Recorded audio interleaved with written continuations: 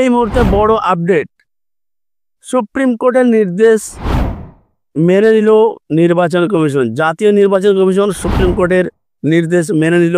অর্থাৎ আপনার কাছে যদি আধার কার্ড থাকে তাহলে এসআইআর এর ক্ষেত্রে আর কোনো সমস্যা হবে না। নির্বাচন কমিশনের যে জারি করা 11টি ডকুমেন্টস আছে, সেই ডকুমেন্টের একটিও যদি আপনার কাছে না থাকে তবে আধার কার্ড দিয়ে আপনি এসআইআর প্রক্রিয়া সমাপ্ত করতে পারবেন।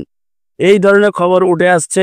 জাতীয় নির্বাচন কমিশন বিহারের মুখ্য নির্বাচনী আধিকারিককে সুপ্রিম কোর্টের নির্দেশ মানতে বললেন। অতএব আধারটাকে প্রামাণ্য নথি হিসাবে কিন্তু জুড়তে হবে এসআইআর প্রক্রিয়ায়। বিহারে 65 লক্ষ মানুষের নাম বাদ যাওয়ার কারণে তারা কিভাবে আবার ভোটার তালিকার নাম তুলবেন, এই আধার কার্ড দিয়ে তারা অনলাইন আবেদন করতে পারবেন। চলুন আজকের এই প্রতিবেদনের মাধ্যমে আমরা দেখে নেব জাতীয় নির্বাচন কমিশন বিহারের মুখ্য নির্বাচনী আধিকারিককে ঠিক কি নির্দেশ দিলেন সুপ্রিম কোর্টের আদেশ অনুসারে। আনন্দবাজারে একটা বিজ্ঞপ্তি আপনারা দেখতে পাচ্ছেন, পরিচয়পত্র হিসাবে গ্রহণ করুন আধারকে। বিহারের মুখ্য নির্বাচনী আধিকারিককে সুপ্রিম কোর্টের নির্দেশ মানতে বলল কমিশন। সোমবার সুপ্রিম কোর্ট জানায়, বিহারের ভোটার তালিকায় বিশেষ নিবিড় সমীক্ষায় ব্যক্তির পরিচয়ে প্রামাণ্য নথি হিসাবে আধার কার্ড ব্যবহার করা যাবে।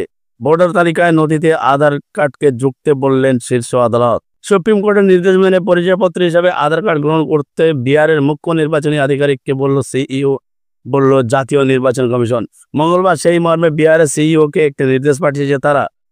তাতে জানানো হয়েছে, ভোটার তালিকা বিশেষ নিবিড় সমীক্ষায় অর্থাৎ এসআইআর এর ক্ষেত্রে দ্বাদশতম নথি হিসাবে গণ্য করতে হবে আধারকে। তবে আধারকে পরিচয়পত্র হিসাবে ধরা হলেও নাগরিকতার প্রমাণ হিসাবে ধরা যাবে না।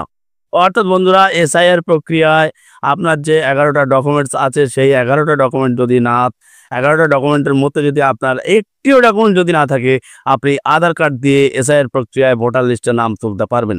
তবে আধার কার্ডটা সিটিজেনশিপ প্রমাণ নয় বলে বলেছেন দেশের শীর্ষ আদালত। সোমবার সুপ্রিম কোর্ট জানায়, বিহারের ভোটার তালিকা বিশেষ নিবিড় সমীক্ষায় ব্যক্তি পরিচয়ে প্রামাণ্য নথি হিসাবে আধার কার্ড ব্যবহার করা যাবে। ভোটার তালিকার নথিতে আধার কার্ডকে জুড়তে বলল শীর্ষ আদালত। বিচারপতি সূর্যকান্ত এবং বিচারপতি জয়মাল্য বাগচির বেঞ্চ ভোটার তালিকার বিশেষ নিবিড় সমীক্ষা সংক্রান্ত মামলায় এর আগে জানিয়েছিল, ভোটার তালিকায় নাম তোলার জন্য অন্য নথির সঙ্গে আধার কার্ড ও পরিচয়পত্র হিসাবে গণ্য করা হতে পারে। তবে এতদিন এ ব্যাপারে কোনো নির্দেশ দেয়নি সুপ্রিম কোর্ট। সোমবার বিষয়টি স্পষ্ট করে দেয় দেশের শীর্ষ আদালত। নির্বাচন কমিশনকে সুপ্রিম কোর্ট বলে, পরিচয়পত্রে প্রামাণ্য নথি হিসাবে আধার কার্ড ব্যবহার করতে পারবেন ভোটারেরা। আধারকে প্রামাণ্য নথি হিসাবে যুক্ত করতে হবে। অর্থাৎ 11টা ডকুমেন্টের সঙ্গে 12তম ডকুমেন্ট হিসাবে কিন্তু আধারটাকে সিলমোহর দিল দেশের সুপ্রিম কোর্ট এবং সেটিকে অ্যাকসেপ্ট করলেন জাতীয় নির্বাচন কমিশন। ভোটার তালিকায় নাম তোলার ক্ষেত্রে গ্রহণযোগ্য পরিচয় প্রমাণের তালিকায় আধারকে 12তম নথি হিসাবে গণ্য করার নির্দেশ দেয় সুপ্রিম কোর্ট। এতদিন প্রামাণ্য নথি হিসাবে 11টি নথির কথা উল্লেখ করেছিল নির্বাচন কমিশন। 1950 সালের প্রতিনিধিত্ব আইনের অধীনে আধার সংযুক্তিকরণের কথা বললেন সুপ্রিম কোর্ট। বিহারের খসড়া ভোটার তালিকা থেকে 65 লক্ষ ভোটারের নাম বাদ যাওয়া নিয়ে মামলা শোনে শীর্ষ আদালত। সুপ্রিম কোর্ট এর আগে জানায়, 11 সেপ্টেম্বর পর্যন্ত নাম বাদ যাওয়া নিয়ে অভিযোগ জানাতে পারবেন ভোটারেরা। তালিকায় নাম বাদ পড়া নিয়ে অভিযোগ জানানোর সময়সীমা বৃদ্ধি করার আবেদন জানিয়ে সুপ্রিম কোর্টের দৃষ্টি আকর্ষণ করেছিলেন বিহারের বিরোধী দলগুলি। সুপ্রিম কোর্ট জানায়, সময়সীমা পেরিয়ে যাওয়া পরেও বিহারের কোনো ভোটার যদি খসড়া ভোটার তালিকায় নাম বাদ পড়া নিয়ে অভিযোগ বা আপত্তি জমা করেন তাহলে তা শোনা হবে। সোমবার তারা জানায়, আধারকেও ভোটার তালিকায় নথি হিসাবে গণ্য করা হবে। সেই মতো বিহারের সিইওকে নির্দেশ দিল কমিশন।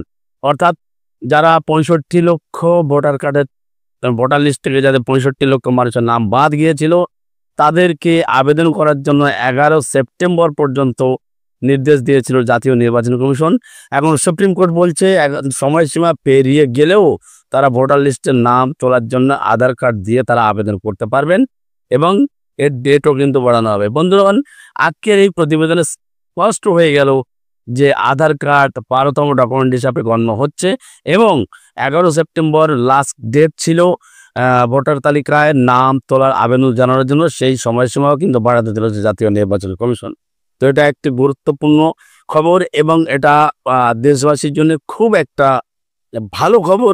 তো এই খবর যদি আপনার এই ভালো লেগে থাকে, প্লিজ একটা লাইক করে দেবেন এবং সবার সাথে সবার জানার জন্য ভিডিওটা শেয়ার করে দেবেন এবং এই ধরনের প্রতিনিয়ত লেটেস্ট আপডেট পেতে আমাদের চ্যানেলটা সাবস্ক্রাইব করে পাশে থাকা বেল আইকনটি অন করে রাখবেন। দেখা হচ্ছে পরের ভিডিওতে। ভালো থাকবেন, সুস্থ থাকবেন। ধন্যবাদ। জয় হিন্দ।